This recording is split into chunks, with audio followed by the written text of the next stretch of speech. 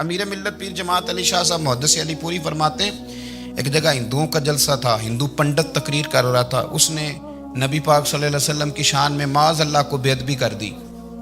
مسلمان تھے ہی نہیں، ایک مسلمان تھا، وہ ملنگ نہیں ہوتے دوری ڈنڈے والے، اس کے پر رنگین ڈنڈا تھا، وہ کہیں دور بیٹھا تھا، تو اس نے سن لی اسپیکر چل رہا تھا، تو وہ ڈنڈا لے کے تو سٹیج پہ چڑھ آیا۔ وہ کہتا ہے میں نے پنڈت کے سر میں مارا ایک ہی ہے، پر مارا ذرا صحیح کر کے، اور ڈھیر ہو گیا، لوگوں نے گرفتار کر لیا، جیل میں چلا گیا۔ پیر صاحب کہتے ہیں میں ملنے گیا، بندے کو بسم اللہ بھی سیدھی نہیں پڑھنی آتی، سورۃ اخلاص بھی ٹھیک نہیں آتی، اسے ربنا آتینا دعا نہیں کر سکتا، ملنگ ہے۔ میں ملنے گیا اور میں نے کہا یار نہ تو نماز پڑھے، نہ داڑھی رکھے، نہ تو مسجد جائے، پر تو نے کمال کر دی۔ تو کہتے ہیں پیر صاحب چھم چھم رویا اور پنجابی میں کہنے لگا پیر صاحب میں گناہگار ہاں، پر اپنے نبی دا غدار تے نہیں نا۔ یہ گناہگار اور غدار میں فرق ہوتا ہے، میں گناہگار ہوں، پر یہ تو نہیں نا کسی کی ضرورت کہ میرے سامنے میرے نبی کے بارے میں بات کر جائے اور ساڑی اچھی تے سچی سرکار نو گل کر جائے۔ یہ بات آپ سمجھیں، دشمن احمد پہ شدت کیجئے، ملحدوں سے کیا مروت کیجئے، شرک ٹھہرے جس میں تعظیم رسول، اس برے مذہب پہ لعنت کیجئے، اور مثل فارض زلزلے ہوں نجد میں ذکر آیات ولادت کیجئے، اور یا رسول اللہ کی کثرت کیجئے۔ نبی پاک کا پیار امت کے لیے سرمایہ حیات ہے، رسول پاک کے ساتھ امت کا والہانہ رشتہ ہے۔ نبی پاک کے ساتھ والے حضرت خبیب کو گرفتار کر لیا مکے والوں نے، اس وقت غربت تھی اسلام پر، مکے میں سارے لوگ کٹھے ہو گئے اور چوک میں پھانسی دینے لگے حضرت خبیب کو۔ کہنا آسان ہے، کرنا بڑا مشکل ہے، بندہ جیل میں الجھ جائے تو میں نے بڑے بڑے سیانے لوگ معافیاں مانگتے دیکھے، بڑے بڑے لوگ کہتے دیکھے ہیں کہ یہ کام بڑا، قید تنہائی بذات خود ایک مصیبت ہے۔ آپ کو اکیلا رہنا پڑ جائے نا، یہ لاک ڈاؤن ہوا ہے تو لوگ نفسیاتی مریض بن گئے، اکیلے رہنا، تنہا رہنا کوئی چھوٹا کام ہے؟ حضرت خبیب اکیلے، اور مکے کا دور اور چاروں جانب کافر، اور چوک میں جب پھانسی پہ لٹکایا جانے لگا تو ابو سفیان بولے اور بول کے کہنے لگے یار بندہ کوئی کام کر کے بڑا پچھتاتا بھی ہے کہ یار نتیجہ کیا نکلا، تو معاذ اللہ آپ کا بھی نتیجہ تو پھانسی ہے، تو آپ کا کیا خیال ہے؟ یہ آپ یقین کریں کہ لوگ صحیح صحیح ساتھ چلتے ہیں، تھوڑی سی دشواری اٹھانی پڑ جائے تو کہتے ہیں میں گاڑی ٹھیک تھا، پر انہی پتھروں پہ چل کے اگر آ سکو تو آؤ، میرے گھر کے راستے میں کوئی کہکشاں نہیں ہے۔ لوگ نا میٹھا میٹھا کھانا چاہتے ہیں، تھوڑا کڑوا آ جائے تو مصیبت بن جاتی ہے، کہتے ہیں سارے فلانے سے پیار کریں گے تو میں کروں گا، سارے مخالفت بھی کریں گے تو ہم انشاءاللہ پیار ہی کریں گے۔ یہ کیا بات ہوئی کہ ہم زمانے کا رنگ دیکھ کے چلیں گے؟ اب بعض لوگ پچھتا رہے ہوتے ہیں۔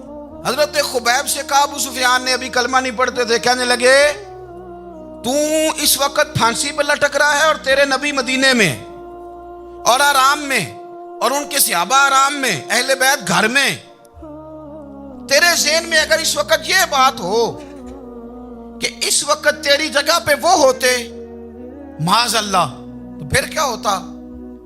مجمع غیروں کا، علاقہ غیروں کا۔ یہ ٹائم آیا تھا اب نعرہ رسالت لگانے کا، اب ٹائم آیا حضرت خبیب نے نعرہ رسالت لگانا ہے، پر لگانا کس طرح ہے کہ کافر یاد رکھیں۔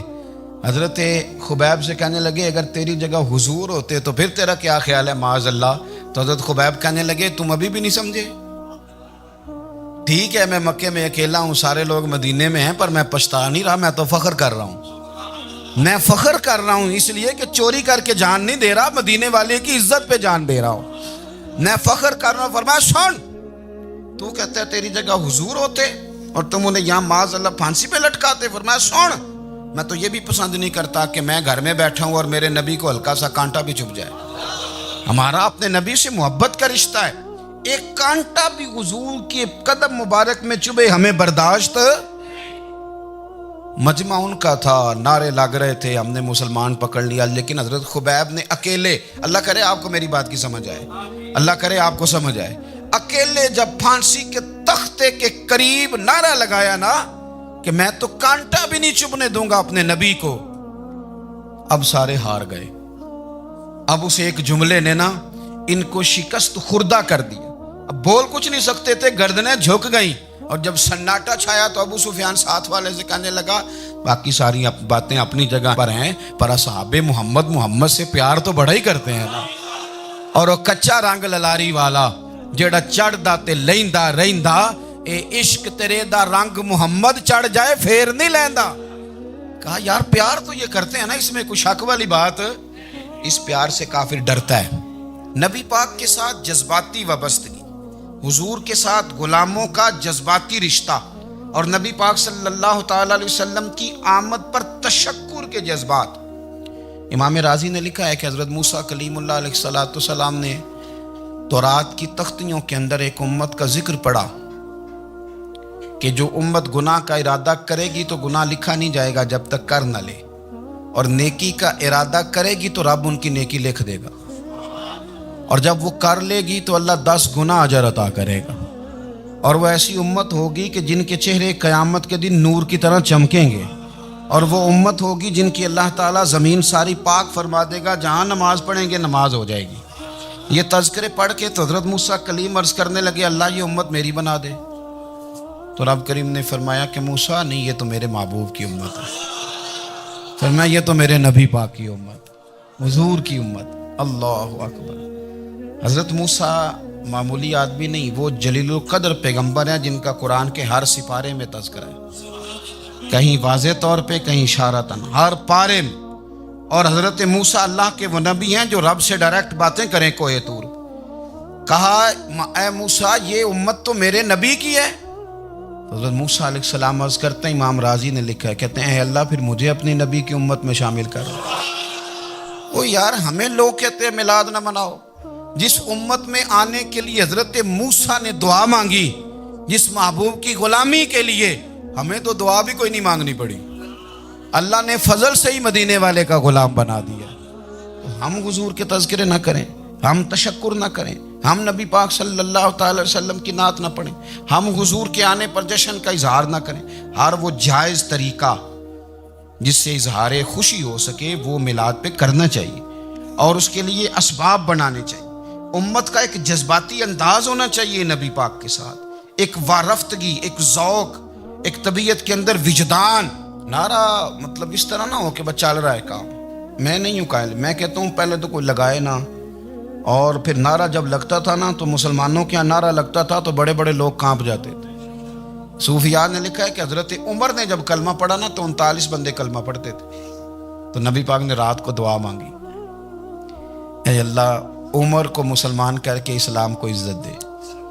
حضرت عمر سویرے آ گئے, میں وہ تفصیل میں نہیں جاتا, بات لمبی. حضرت عمر جب آئے نا, اور انہوں نے آتے جب کہا نا کہ میں کلمہ پڑھنے آیا ہوں, تو حضور اتنے راضی ہوئے کہ نبی پاک نے کہا اللہ اکبر. تو صحابہ نے نعرے لگائے اللہ اکبر اللہ اکبر, یعنی 40 لوگ مسلمان ہوئے تو نعرے لگے. ہمارے صوفیاء کہتے ہیں حضرت عمر کے آنے پر جب نعرے لگے تو بتاؤ کہ وہ تو نعرہ تکبیر لگا, نعرہ رسالت کیوں نہیں لگا؟ تو کہتے ہیں گویا ہمیں حضور نے یہ سمجھایا ہے, حضور کے اشاروں نے سمجھایا ہے کہ میں اب اپنے نعرے خود تو نہیں نہ لگاؤں گا, میں نے تو اللہ اکبر کہہ دیا, عمر آ گیا ہے میرے نعرے لگاتا رہے گا. وہ نعرے لگیں گے. حضرت عمر نے پہلے دن ہی کہا کہ حضور آپ سچے رسول ہیں تو چھپ چھپ کے نماز کیوں پڑھیں. شروع ہو گئے نعرے, حضور آپ سچے ہیں تو چھپ چھپ کے نماز کا کیا معنی ہو؟ تو حضور نے فرمایا تیرا کیا ارادہ ہے؟ حضور سارے نہیں, ایک میں, ایک امیر حمزہ, ایک لائن کے آگے وہ لگ جائے, ایک کے آگے میں لگ جاؤں, اور باقی مسلمان جتنے ہیں کل 40 تھے, پیچھے 18 19 بچیں گے, تو ایک لائن میں وہ ہو جائیں, ایک میں آگے, ایک میں امیر حمزہ ہو, ایک میں ہوں, تو دیکھ لیتے ہیں یہ ہمیں نماز کیسے نہیں پڑھنے دیتے. ہاں دیکھ لیتے ہیں. آئے نا میدان میں, ادھر آ ستمگر ہنر آزمائیں, تو تیر آزما ہم جگر آزمائیں, اور غلامان محمد جان دینے سے نہیں ڈرتے, یہ سر کٹ جائے یہاں رہ جائے کچھ پرواہ نہیں کرتے. فرمایا بھی پتہ چل جاتا ہے نا, ایک لائن میں حضرت امیر حمزہ ہو گئے, ایک میں حضرت عمر ہو گئے. پہلے یہ مارتے تھے جو حرم شریف میں مسلمانوں کے طریقے پہ نماز پڑھتا تھا. یہ جلوسوں کی بڑی برکت ہے, اندر بیٹھے رہے نا چپ کر کے, نکل جائیں تو پتہ کچھ بھی نہیں چلتا. جب نکلتے ہیں لوگ کہتے ہیں جلوس کیا معنی ہے, تو میں بتاتا ہوں نا جلوس کا معنی کیا ہے. حضرت عمر نے باہر نکلے 2 لائنوں کا جلوس, لمبا بھی کوئی نہیں, بندے بھی 40, اور جناب فاروق اعظم باہر نکلے تو عمر کا نعرہ, عمر کا. حضرت عمر نے یوں کر کے آستینیں بازو کی چڑھا لی, اور اپنے گلے میں جو ان کے رومال تھا نا اس کو یوں سینے پہ باندھا اور اس ہاتھ میں تلوار تھی تو یوں کر کے باہر لہرائی. کہنے لگے او مکے کے کافرو ادھر آؤ میرے سامنے. جس نے اپنی بیوی بیوہ کرانی ہو, جس نے بچے یتیم کرانے ہوں, وہ آئے میدان میں. مصطفیٰ کے غلام آج سڑکوں پہ نکل آئے میدان میں ہمارے سامنے ہمارا مقابلہ کرے. آئے نا میدان میں, ہم نکلے ہیں. اب ہم یہاں کعبے میں اعلانیہ نماز پڑھیں گے, ہم پڑھیں گے. طاقت ہے تو آؤ نا ہمارا مقابلہ کرو, آؤ. کفر بذات خود بہت بڑا جھوٹ ہے, اور جھوٹ کے پیر بس 2 بندے نکلے تلواریں لے کے آگے. تو پھر حضرت عمر نے اعلانیہ نماز پڑھوائی خانہ کعبہ. تو میرے بھائی رسول اللہ صلی اللہ علیہ وسلم کے غلام تو جب نعرہ لگاتے تھے تو ہو ہی کمال جاتا تھا. پھر بریلی کے امام بولے, کہنے لگے پیش حق مجدہ شفاعت کا سناتے جائیں. حضور قیامت کے دن آگے نا ہمارے آگے خوشخبری دیں گے, کہیں گے تم فکر نہ کرو, آ جاؤ میں تمہیں بخشواتا ہوں, میں تمہاری سفارش, آ جاؤ پیچھے. حضور نہ پیش حق مجدہ شفاعت کا سناتے جائیں گے. یقین کریں بریلی کے امام کو بھی بڑا ہی رنگ آتا ہے بیان کرنے کا. کہنے لگے آپ روتے جائیں گے. اللہ کو منانا ہے نا حضور نے. کہتے ہیں پیش حق مجدہ شفاعت کا سناتے جائیں گے, آپ روتے جائیں گے پر ہم کو ہنساتے جائیں گے. باغ جنت میں محمد مسکراتے جائیں گے. پھول رحمت کے گریں گے, ہم اٹھاتے جائیں گے. اور حشر میں ہوگا ہمارا داخلہ اس شان سے, ہم یا رسول اللہ کا نعرہ لگاتے جائیں. ہم یا رسول اللہ کا نعرہ. امام راضی کہتے ہیں حضور نے ایک رکا پکڑا چھوٹا سا, ایک بندے کو لوگ دوزخ میں لے کے جا رہے ہیں. اچھا مجھے ایک بات بتاؤ, فیصلہ پہلے ہو گیا ہے, اللہ کے سامنے ہوا ہے, اور فیصلہ ہو گیا اور طے ہو گیا کہ دوزخ میں جانا ہے. وہ قریب پہنچ گئے دوزخ کے, تو حضور نے دیکھ لیا. اور بتایا کس نے؟ حضرت آدم نے. حضرت آدم کہنے لگے حضور وہ آپ کے غلام کو دوزخ میں لے جا رہے ہیں. نبی پاک آگے گئے. کیا پڑھتے ہیں ہمارے بھائی؟ حضور نے مجھے ان سے چھڑا کے چھوڑ دیا. نبی پاک صلی اللہ علیہ وسلم آگے گئے, فرمایا ادھر آؤ, کہاں لے کے جا رہے ہو؟ اللہ کے سامنے فیصلہ ہوا ہے نا, فرشتوں نے کیا ہے نا. فرشتے کو کسی سے بددیانتی تو نہیں نہ کرتے, فرشتوں نے جو کیا ٹھیک کیا ہے نا. کیوں لے کے جا رہے ہو؟ سونے گناہ زیادہ ہیں, نیکیاں تھوڑی ہیں. فرمایا میرے سامنے تولو. کسی فرشتے نے نہیں کہا کہ سونے معاذ اللہ ہم کو بے ایمان ہے, ہماری کوئی سے زید چل ساڈا کو بننا سان جائے دے نال. بھائی میرا مطلب ہے صحیح تولا ہے, فیصلہ ہے, فرمایا دوبارہ تولو. گویا رب بھی فرماتا ہے جیسے میرا محبوب کہتا ہے ویسے ہی کر. اور کوئی نہیں, دوبارہ تول لو, کوئی حرج نہیں, تولو نہ دوبارہ. فرشتے دوبارہ آئیں گے, انہوں نے دوبارہ تولا. ایک پلڑے میں نیکیاں, ایک پلڑے میں گناہ. اب وہ گناہ پھر زیادہ نکلے تو نبی پاک نے نا جیب سے اتنا سا روکا نکالا. روکے کا بھی کوئی وزن ہوتا ہے, وہ حضور نے نیکیوں کے پلڑے میں رکھ دیا. نیکیاں بڑھ گئیں, فرشتے بھی چپ کر گئے. چلو بھائی جنت میں. میری طرح کا تھا نا پتہ سارا سردار نو کیتی ہے, پتہ تو تھا نا اسے من آنم کے من دانم. تو سیدھا حضور کے قدموں سے جا لگا. کہنے لگا سونیا میں تو ساری زندگی گناہ کرتا رہا, یہ کون سی نیکی ہے؟ تو حضور فرمانے لگے چپ کر, جنت کا دروازہ کھول گیا, تو جا جنت میں. حضور رکے میں کیا ہے؟ فرمایا تو نے ایک دن درود و سلام نہیں پڑھا تھا, میں نے تیرا سنبھال کے رکھا ہوا تیرا درود شریف. وہ نعرے رسالت بھی تو نے لگائے تھے, وہ تو کھول کے میرے تذکرے میں نے تیرا سنبھال لیا. دوزخ میں تو کیا میرا سایہ نہ جائے, کیونکہ رسول پاک سے دیکھا نہ جائے. میرے رسول پاک اور میری بات سنو, میں بھی آپ کو کھانا نہیں کھلاتا, لنگر میرے سنگی کھلاتے ہیں, میرے دوست آپ کو کھانا پیش کرتے ہیں. ہر جگہ آپ جاتے ہیں تو وہاں کچھ لوگوں کی ڈیوٹی ہوتی ہے. لیکن ترمذی شریف سیاستہ کی حدیث ہے, حضرت انس نے پوچھا تھا حضور قیامت میں کہاں ملیں گے؟ فرمایا حوض کوثر پہ. حضور وہاں انس پانی پلائیں گے کہ بلال پلائیں گے کہ سہیب پلائیں گے؟ فرمایا نہیں, امت پیاسی آئے گی تو میں اپنے دست مبارک سے پانی پلاؤں. حضور وہاں نہ ملے تو فرمایا پل صراط پہ آنا, امت گزرے گی تو میں رب سلیم کی دعائیں کروں گا. تو اعلیٰ حضرت فرماتے ہیں جب حضور دعا کر رہے ہیں تو ڈرنے کی ضرورت کیا ہے؟ خدا کی رضا چاہتے ہیں دو عالم, خدا چاہتا ہے رضائے محمد. رضا اب پل سے وجد کرتے گزری کہ ہے رب سلم دعائے محمد صلی اللہ ہو. تو حضور وہاں ملاقات نہ ہوئی تو پھر اس حدیث کو بھی یہ حدیث مضبوط کر دے گی. حضور فرمانے لگے پھر میزان عمل پہ آ جانا, امت کے عمل تول رہے ہوں گے اور میں کامیابی کی دعائیں مانگ رہا ہوں گا. تو جس کے لیے حضور دعا مانگیں گے ناکام ہوگا, ناکام ہوگا۔ اپنے بچوں کو حضور کی محبت سکھائیں، نبی پاک صلی اللہ علیہ وسلم کی غلامی کریں۔ آپ کا رشتہ نبی پاک کے ساتھ مضبوط ہونا چاہیے، آپ کے تعلقات حضور کے ساتھ مضبوط ہونے چاہیے۔ اور آپ نے دائیں بائیں نہیں دیکھنا کہ پراپوگنڈا کیا ہے، لوگ کیا کہہ رہے ہیں۔ لوگوں کو دیکھ کے جو لوگ رستہ بناتے ہیں وہ پیچھے رہ جاتے ہیں۔ آپ نے یہ دیکھنا ہے کہ میرا حضور سے نسبت کا تعلق مضبوط ہے، کوئی کدھر جا رہا ہے اس سے ہمیں کوئی تعلق۔ حضرت انس بن مالک رضی اللہ تعالی آپ فرماتے ہیں مجھے وہ دن بھولتا ہی نہیں، میں بھلا سکتا ہی نہیں جس دن میرے نبی پاک مکے سے ہجرت کر کے مدینہ طیبہ تشریف لائے۔ حضور اس دن کیا ہوا تھا؟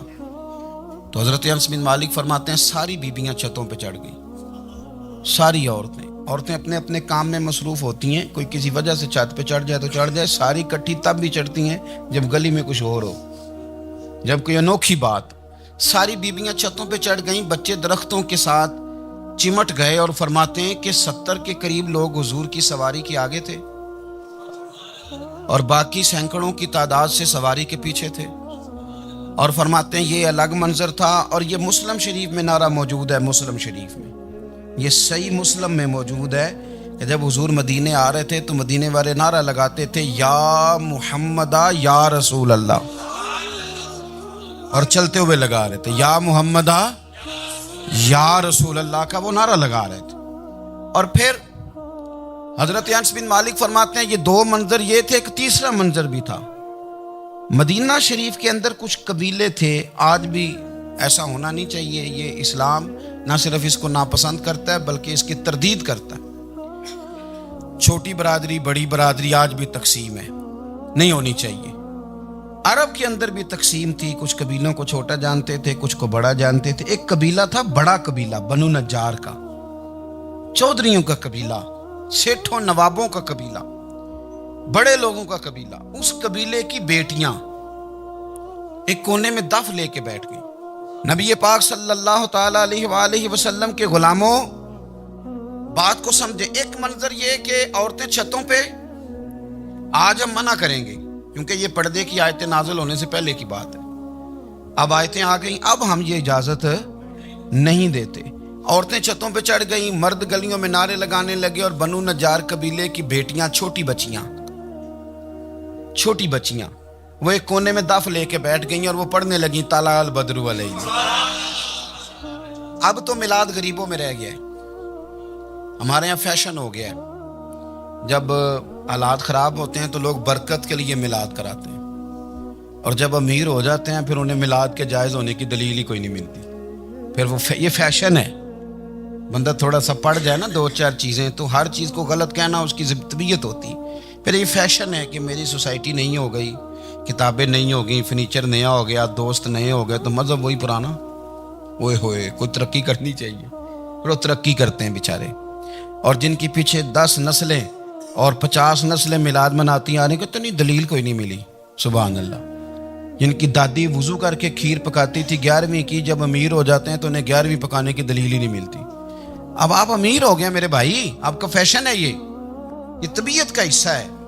آپ چاہتے ہیں کہ میں وہ کام کروں جو درویش لوگ سادے لوگ نہیں کرتے، تم اپنے معاملات کو بچانے کے لیے نعرے لگاؤ تو تمہارے پاس ساری دلیلیں ہیں، لیکن یہ تمہارا نصیبہ ہے کہ تم جھوٹوں کے نعرے لگاتے ہو، لیکن یہ غریبوں کا نصیبہ ہے کہ میلاد والے رسول کا نعرہ لگا۔ یہ غریب کا حصہ ہے۔ لیکن وہ بنو نجار کی بچیاں غریب نہیں امیر گھرانے سے تھیں، انہوں نے جو بات کی اس کو حفیظ جلندری نے لکھا۔ مرحوم کہنے لگے کہ وہ ننھی بچیاں، چھوٹی بچیاں تھیں، کہتے وہ ننھی بچیاں وہاں بیٹھ کر دف بجاتی تھیں اور رسول پاک کی جانب اشارے کر کے گاتی تھیں، اور لوگوں سے کہتی تھیں کہ یہ کوئی ہمارا پیشہ نہیں دف بجانا، ہم تو چودھریوں کی بیٹیاں ہیں، ہم تو بڑے خاندان سے ہیں۔